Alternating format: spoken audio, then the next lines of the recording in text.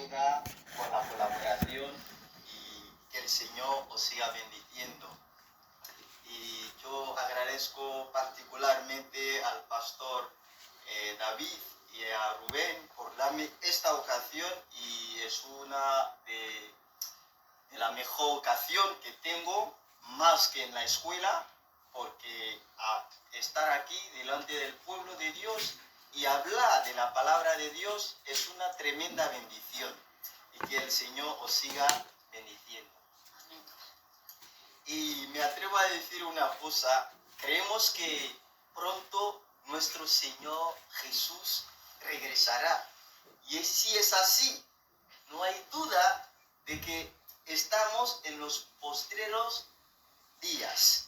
Y muchas veces nuestros hermanos han venido aquí para presidir, y algo que me ha llamado la atención y me sigue llamando la atención, sobre todo cuando viene Ismael, y que estamos cantando las canciones de alabanza, y de repente nos pone en un mundo donde vemos el Señor Jesús que regresa en gloria y que nos está abrazando, y cuando lo hace así es que la emoción nos toca a todos. Y yo creo que este día será un día especial, un día maravilloso, a ver a nuestro Jesús regresar y dejar aquí en esta tierra este sufrimiento, estos pensamientos malos, y ir a ver a nuestro Jesús y vivir una vida eterna. Allí no hay sufrimiento, ahí es la gloria, es el esplendor de nuestro Jesús. Amén. Amén. Antes que nada, queridos hermanos, voy a hacer unas cuantas preguntas. ¿Estás tú haciendo lo que Dios espera de ti? ¿Qué tal tu relación con tu prójimo? ¿Es posible hablar de una perfecta relación con el Señor si estamos peleando con nuestros hermanos, con nuestros amigos, con nuestros familiares? Hermanos, es importante la relación que mantenemos con nuestro Señor, pero es sumamente importante esta relación, esta colaboración que mantenemos a veces con nuestros hermanos cuando salimos: oh hermano, ¿cómo está? ¿Cómo te llamas? ¿Cómo tal? Y eso es lo que agrada más a Dios, porque lo que espera Dios de nosotros es el amor, porque nos dice la Biblia que el amor cubre multitudes de pecados. Amén. Y hermanos, yo os voy a invitar, porque el tema sometido a nuestro mensaje de hoy se titula ¿Cómo me ve Dios? ¿Cómo me ve Dios?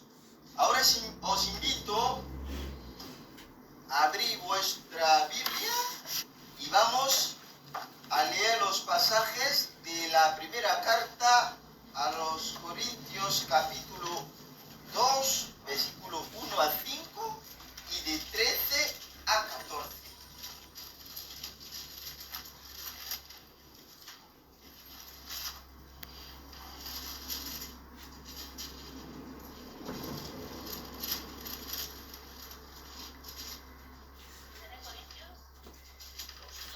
Dos.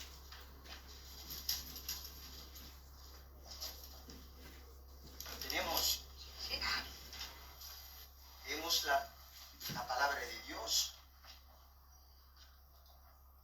Así que, hermanos, cuando fui a vosotros para anunciaros el testimonio de Dios, no lo hice valiéndome de la retórica de la sabiduría, pues al estar entre vosotros me propuse no saber cosa alguna sino a Jesucristo y a este crucificado. Y estuve entre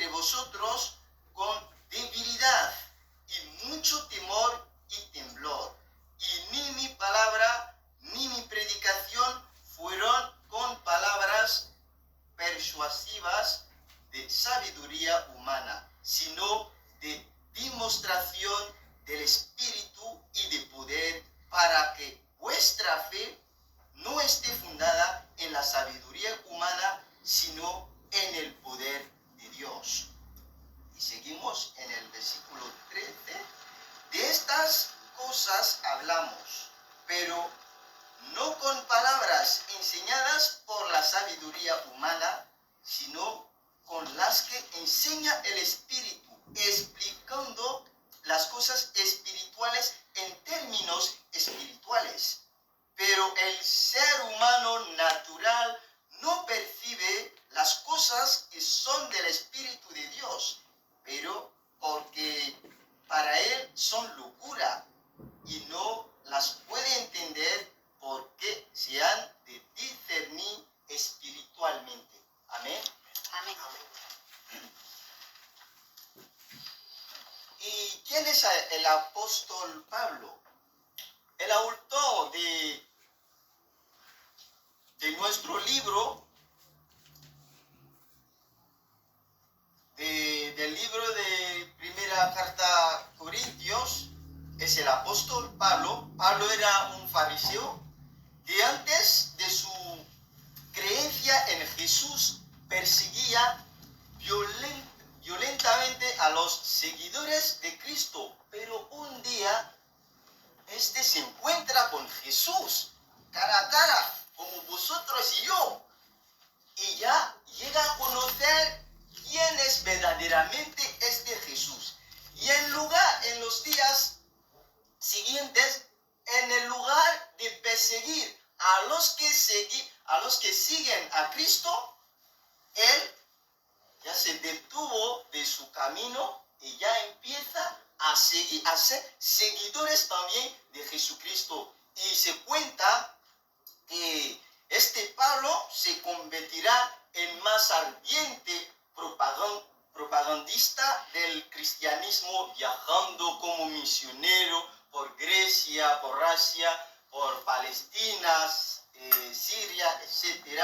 Y Pablo fue fundador de comunidades cristianas y evangelizador en los más importantes centros urbanos del Imperio Romano. Por ejemplo, en Antioquía, en Efesio, en Corinto, de lo que trata nuestro libro. Y los versículos que acabamos de leer, Pablo escribe a los corintios recordando el motivo de su viaje, porque cuando viajó Pablo para hablar de parte de Jesús, hablar quién es Jesús y cómo los corintios tienen que seguir a Cristo, porque es Él que da la vida, todo esto, él regresa y empieza a escribir. Y allí pues relata qué tal fue lo que le había contado a este pueblo y la manera como hablaba y de quién hablaba exactamente y cuáles fueron sus sentimientos.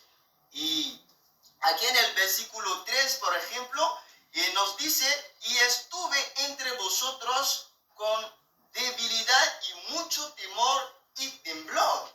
Sí, aunque Pablo temblaba mucho en aquel entonces, pero él no había dejado la obra que le ha sido confiado para dar o compartir a los corintios.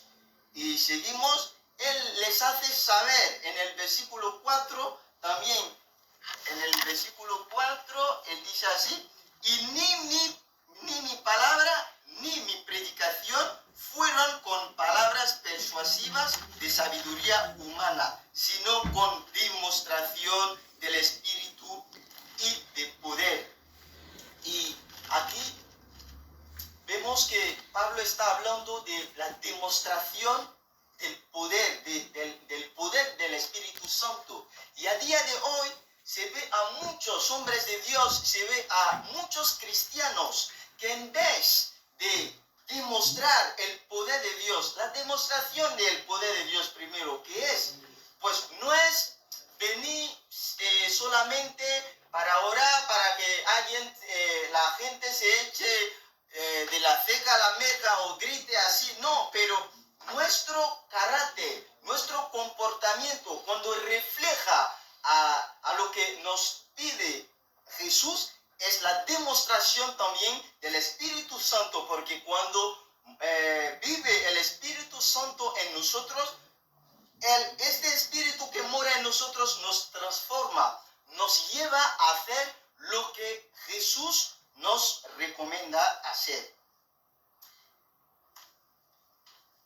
Y es exactamente lo que Pablo hacía, no se focalizaba en su sabiduría, porque anteriormente cuando Pablo perseguía al pueblo de Dios, a los seguidores de Cristo, él siempre era con sabiduría, pues hacía las palabras, colocaba las palabras de tal forma que la gente dijera que no, Pablo sabe predicar, Pablo sabe hablar y tal. Pero ahora, pues Pablo ha dejado esta forma de pensar, esta forma de ver las cosas, y lo que ya hacía con el pueblo de Corintio, predicaba la verdad y deja de pensar, deja de usar la sabiduría humana. Entonces, su sabiduría que aspiraba era la sabiduría que venía del Espíritu Santo. Amén.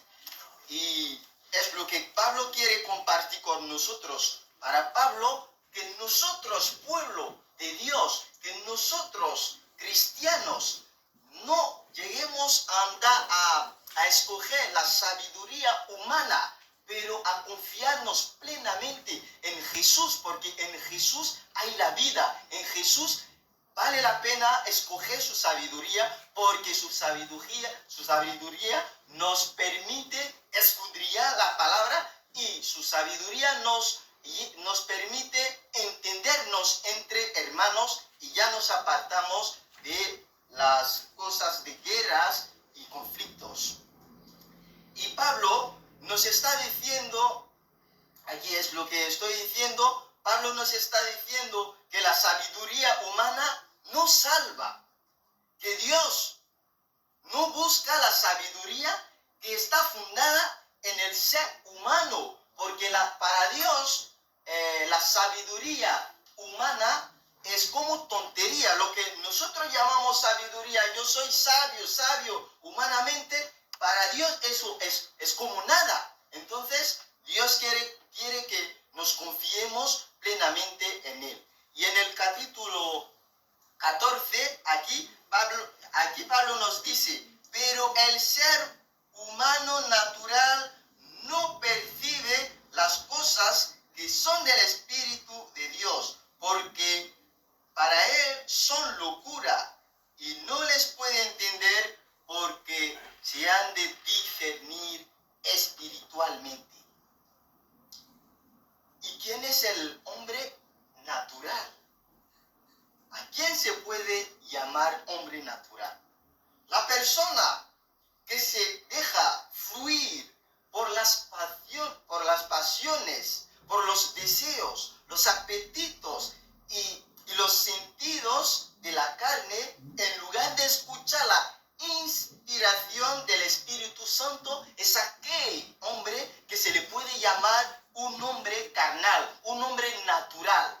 Así que nosotros, cristianos, si a veces nos apartamos de la palabra de Dios, y que en vez de ser un hombre espiritual, estamos criticando siempre a los hombres de Dios. Tal hombre de Dios ha hecho esto, y tal señor en la iglesia ha hecho esto, tal señor. El Espíritu de Dios no puede agradarse, no puede estar feliz con nosotros, porque Dios ha mandado a sus siervos para enseñarnos no a criticar, porque si nosotros nos sentimos hijos de Dios y que hay cosas que no entendemos, sí, claramente somos humanos, hay cosas que siempre no vamos a estar de acuerdo, pero lo más correcto, importante, poder acercarnos a nuestro hermano y hablarle ¿qué tal? Ha sido tal cosa, no he entendido esto, lo que has hecho no me ha gustado. Y ahí en el secreto podríais arreglar las cosas y funcionar correctamente. Y también el hombre que no perdona, el hombre que a él le gusta el orgullo, es todavía un hombre natural. Entonces puedes estar aquí ante Dios, venir siempre a la iglesia, aclamar a Dios, clamar a Dios y pedir perdón a Dios, pero si tú sigues en las cosas antiguas, eres un hombre natural, no eres un hombre espiritual, porque un hombre espiritual es aquel hombre que refleja la presencia de Dios, que siente la presencia de Dios en él, que actúa como Jesús, que pinta todo lo que Jesús ha venido para enseñarnos. Amén. Y también saber perdonar es muy importante. Sí, claro que a veces hay personas que nos hacen cosas que sin la presencia de Dios, sin el Espíritu de Dios, y si no fuéramos cristianos, no perdonaríamos a aquellas personas. Pero como nosotros no somos los hombres naturales, porque los hombres naturales, supongamos que son aquellas personas que están en el mundo, que no conocen al Señor, entonces, si no somos iguales a aquellas personas, nosotros tenemos que aceptar, perdonar, aunque nos dañe, aunque nos puña este perdón. Tenemos que obligatoriamente perdonar, porque la Biblia dice, Señor, perdóname como yo también perdono a los que me han hecho daño. Y eso quiere decir claramente que si yo no perdono, el Señor no me puede perdonar. Eso es simplemente. Y si no eres un hombre espiritual, el Espíritu Santo no puede fluir en ti. Muchas veces estamos y vemos a hombres de Dios que predican y pues tienen a personas a su lado que están enfermos o bien tiene tal enfermedad, o sea, una situación muy, muy, muy grave, pero aquellas personas oran por ellos y son sanos, gracias al Señor. Pero nosotros nos preguntamos a veces, pero si adoramos el mismo Señor, ¿por qué este espíritu no fluye en nosotros?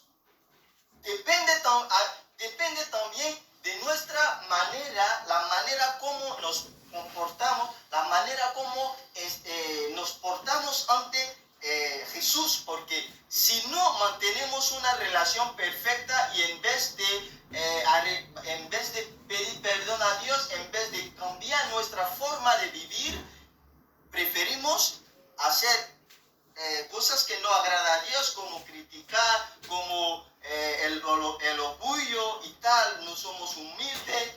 Todo esto elimine poco a poco el fluir del Espíritu Santo. Sí, vamos a creer que Jesús está, pero el fluir del Espíritu Santo todavía será muy lento. Entonces el Señor te va a considerar como un hombre natural, porque si un hombre espiritual hace las cosas espirituales, porque nuestro Jesús, nuestro Dios, no es un Dios natural, todavía es un Dios espiritual, y quedará un Dios espiritual porque habla a nuestro espíritu. Y aquí vamos a ver otro punto, los pasos para ser un hombre espiritual. ¿Cómo ser un hombre espiritual? Y gracias a Dios, nuestra madre, pues al principio ha ha citado el versículo se ha ido en el libro de Josué, capítulo 1, versículo 8, que nos dice: nunca se apartará de tu boca este libro de la ley, sino que de día y de noche meditarás en él, para que guardes y hagas conforme a todo lo que está escrito en él, porque entonces harás prosperar tu camino. Y aquí es un paso muy importante. Medita la palabra de Dios, está escudriñando la palabra de Dios, que este libro no sea parte de nuestros ojos, de nuestra vida, y tenemos que siempre estar meditando, pero a día de hoy, en vez de estar meditando, hemos hecho de nuestras actitudes cambiar pues el sentido de este versículo. O sea que hemos adaptado otra forma de pensar. Siempre meditarás criticando. En vez de meditar la palabra de Dios, nosotros estamos criticando, y pues el Espíritu de Dios se enfada y está pues triste en nosotros. Eso no es un paso. Entonces el paso que tenemos que seguir, pues meditar, estar siempre conectado a la palabra de Dios. Y también ser muy humilde. La humildad tiene que caracterizar la vida del cristiano. Si te ve la huella del cristiano tiene que ser la humildad. Si te ven ahí, pues este hombre es muy humilde como un cristiano. No te van a decir que eres muy humilde como el charlatán, no te van a decir así, pero siempre la humildad tiene que caracterizar el hombre de Dios, porque a día de hoy se podría notar en mi país, por ejemplo, muchos hombres de Dios y que vienen: tú conoces mi unción, tú sabes cómo yo he luchado por tener esta unción, yo oro y se sane la gente, yo hago tal cosa, pero no eres tú que lo haces, pero es el Espíritu de Dios que está en ti que hace sanar la gente que está enferma. Entonces, esto no tiene que ser la actitud de un cristiano. La actitud de un cristiano tiene que ser una actitud muy humilde. Y hay que ser obediente a la palabra de Dios. Sí, a veces cuando tomamos la palabra de Dios, hay versículos que pues nos decimos: pues eso es un poco complicado, eso será muy difícil. No, hay que ser obediente a la palabra de Dios, porque sin la obediencia no puedes alcanzar pues a la madurez espiritual, no puedes ser un hombre espiritual. Es otro punto, y como lo hemos dicho, pues medita la palabra de Dios, lleva una vida de santidad. ¿Por qué lleva una vida de santidad? Lleva una vida de santidad porque nuestro Señor es un Dios santo. Nuestro Señor es un Dios santo, entonces no puede permitir que tú no seas santo. Entonces, mantener siempre el área santo. Sí, oramos a Dios, pero en la santidad, siempre en la santidad, en nuestra manera de caminar, en nuestra manera de vivir, que la gente sepa que somos diferentes y no somos iguales como los que están viviendo el mundo, los que están yendo día a día a las discotecas, que nuestra manera de hablar sea diferente al habla del mundo. Y también que actuemos con fe es importante, muy muy importante, porque a veces hay cosas que no entendemos, pero ten fe y se acabó. La palabra de Dios te dice tal, lo creo y ya está. Y también otro punto importante, sabemos que cuando sigues estos pasos, cuando te confías en Dios, siempre hay beneficios. Siempre hay beneficios. Y los beneficios de agradar a Dios y ser espiritual es tener la vida eterna. Porque si alguien te preguntara, ¿por qué tú vienes a la iglesia así? Porque yo tengo una relación con mi Señor, yo tengo que venir a la iglesia. Sí, tengo esta certitud. Pero venimos a la iglesia porque nosotros no solo creemos que tenemos una relación perfecta, tenemos una relación con nuestro Señor, sino contar con una vida eterna. Porque hay muchos que creen, pero no creen en la vida eterna. No creen que, pues yo creo, porque había un filósofo que decía, bueno, si creemos todos y que morimos, llegamos al cielo y que el reino del cielo existe, ya no hemos perdido nada. Pero si no creemos y que morimos, pues al llegar ahí hemos perdido. Entonces mejor creer. Pero nosotros cristianos no solo tenemos que creer, sino tener la certitud de que seremos salvos el día final. Amén. Y también cuando creemos también uno de los beneficios es el fluir del Espíritu Santo que nos lleva a hacer cosas espirituales. Porque si tú eres un hombre espiritual, seguramente que vas a hacer cosas espirituales. Van a decir, sí, he visto a esta madre ha hecho una cosa muy tremenda. Es una cosa espiritual, porque eres un hombre espiritual. De ahí un punto importante, si no llegas a hacer algo espiritual, pues hay que preguntarte, hay que revisar tu vida. Porque si eres espiritual, tienes esta autoridad de hacer cosas espirituales. Cosas espirituales, hablar para que la gente cree también, pues es Dios que cambia poco a poco el corazón de la gente para que crea en Dios, pero hablar por parte de Dios es importante. Eso también es hacer cosa espiritual. Y hay siempre consecuencia.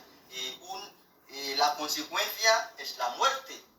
Pero bueno, hay personas que dicen, pues después de la muerte ya se acabó. No. Hay muerte espiritual.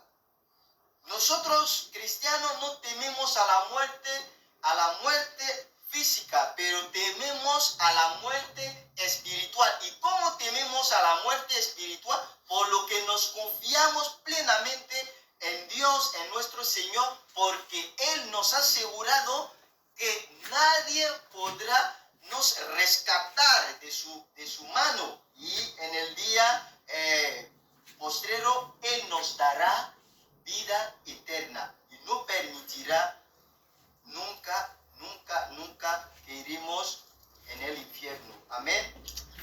Que el Señor nos ayude a ser humilde. Que el Señor nos ayude a no seguir criticando a la gente que vemos en el mundo, porque es un punto muy crucial. En un punto, y a día de hoy está plenando en nuestras iglesias, y cuando salimos, pues en nuestras casas, en vez de escoger un pasaje en la Biblia y poder leer, meditar, pues estamos, no, tú has visto, yo creo que este está sufriendo, yo creo que aquel está sufriendo porque ha hecho tal cosa. Dios no te dio la revelación, no te imagines, porque si lo que te estás imaginando no es correcto, el castigo te va a llenar, Dios te va a castigar seguramente. Entonces lo mejor, si tal persona ha hecho esto, bueno, te lo va a arreglar con el Señor. Si lo puedes aconsejar, no, podrías hacer esto. Poco a poco la persona podría cambiar. Es muy importante, sobre todo, cómo criticar.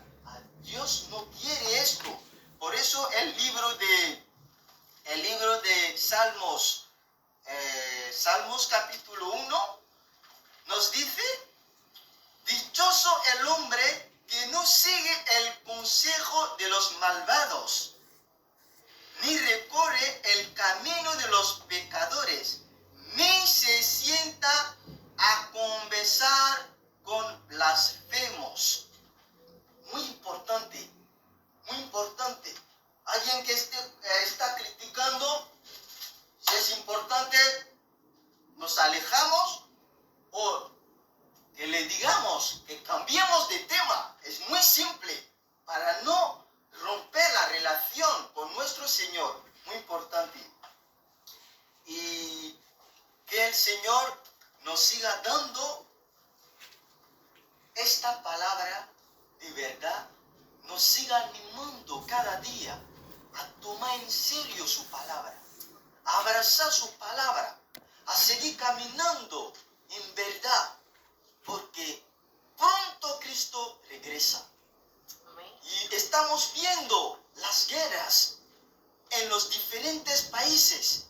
Y todo esto no nos asombra, porque la palabra de Dios lo ha revelado, lo ha dicho. Y todo esto en la palabra de Dios nos dice en Mateo 24, cuando veamos todo esto, que sepamos que Cristo está llegando. Tú no sabes si mañana llega Cristo. ¿Cómo has mantenido tu vida? ¿En qué situación está tu vida? Que seamos hombres y mujeres espirituales y que el Señor nos siga guiando en el nombre poderoso de Cristo Jesús. Amén. Amén.